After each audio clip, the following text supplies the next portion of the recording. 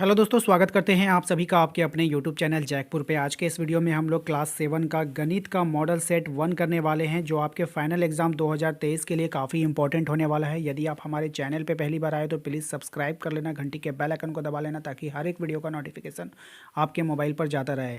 आप हमारे दिए गए नंबर के द्वारा आप अपने व्हाट्सएप ग्रुप के साथ जुड़ सकते हो, लिंक आपको डिस्क्रिप्शन में मिल जाएगा, वहाँ से भी आप ज्वाइन कर लेना। ठीक है, तो चलिए स्टार्ट करते हैं। सबसे पहला सवाल आप देख पा रहे हो, आयत का परिमाप का सूत्र आपसे पूछा गया है।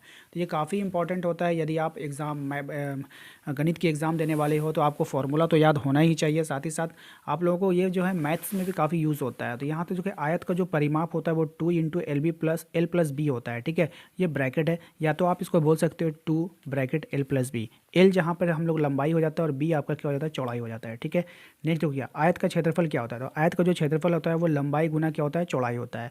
तो या तो आपको लंबाई गुना चौड़ाई, या तो L इंटू बी बोलिए इंग्लिश में, या आप हिंदी में याद करोगे तो लंबाई गुना चौड़ाई। आपको एक बार में एक ही याद करना है, दोनों याद मत कर लेना। ठीक है, नेक्स्ट देखो क्या, वर्ग का परिमाप क्या होगा। तो जो वर्ग होता है ना, वर्ग का परिमाप होता है 4a।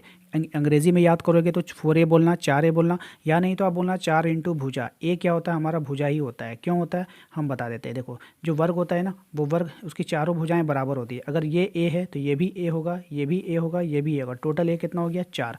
इसीलिए हम लोग लिखते हैं जो वर्ग का परिमाप होता है वो 4 होता है, 4 भुजा होता है। ठीक है, नेक्स्ट वर्ग का जो क्षेत्रफल होता है वो भुजा का स्क्वायर होता है, यानी ए का स्क्वायर बोलो या फिर भुजा का स्क्वायर बोलो, दोनों में से आपको एक ही फॉर्मूला याद करना है, दोनों याद नहीं करना है। नेक्स्ट सवाल देखो क्या है, अगला सवाल आपसे कह रहा है कि 5.6 सेंटीमीटर भुजा वाले वर्ग का क्षेत्रफल कितना होगा। तो वर्ग का जो क्षेत्रफल होता है वो भुजा का स्क्वायर होता है। तो भुजा आपको कितना दिया, 5.6, तो 5.6 सेंटीमीटर का स्क्वायर कर दो।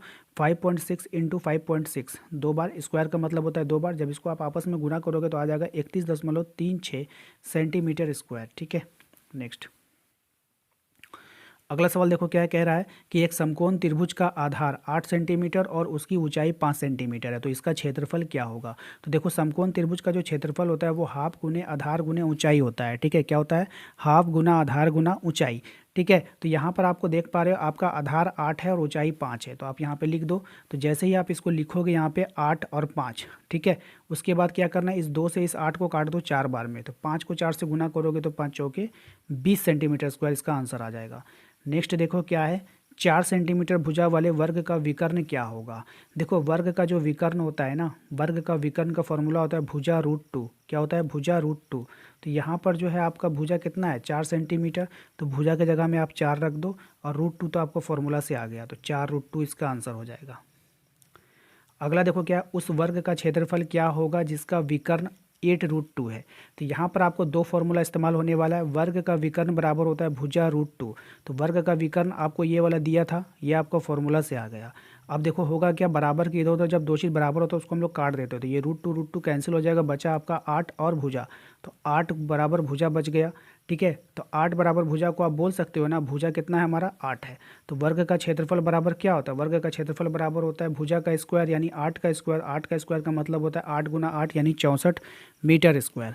तो उम्मीद करते हैं कि आप लोगों को ये वीडियो पसंद आया होगा। वीडियो पसंद आया तो प्लीज़ लाइक कर देंगे। चैनल पे यदि पहली बार आए होंगे तो सब्सक्राइब कर लेना, घंटी के बेल आइकन को दबा लेना, ताकि हर एक वीडियो का नोटिफिकेशन आपके मोबाइल पर जाता रहे। मिलते हैं अगले वीडियो में। Thank you.